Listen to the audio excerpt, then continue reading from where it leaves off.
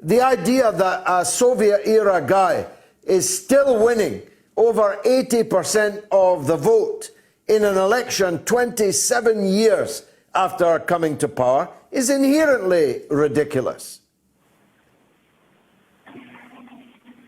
Well, then have another election. Well, I don't know. Well, look, Jared, if he was that popular, where are the equally large demonstrations in his support on the streets of Belarus? There have been demonstrations, and they have been deliberately avoided by Western media, but they haven't been anything like as large as the demonstrations of his opponents.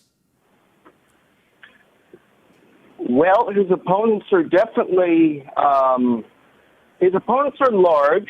He definitely does have opposition in the country. I don't deny that.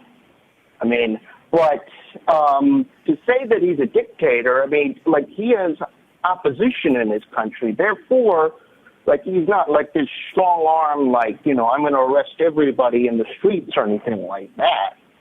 I mean, the truth of the matter is that Lukashenko, from what I've seen, was the one who stopped a lot of the privatization and neoliberal sell-off that was going on in Eastern Europe for Belarus at the time. That's true, yeah.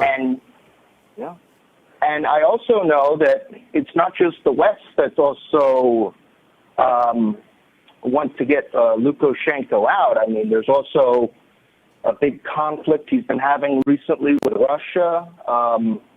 I've read some reports about him and the Wagner group, the private Russian military contract group that he apparently arrested a few in his own country. And what about his meeting with Mike Pompeo and the belly dance he did for Pompeo? Would that not be something that might make the Kremlin nervous?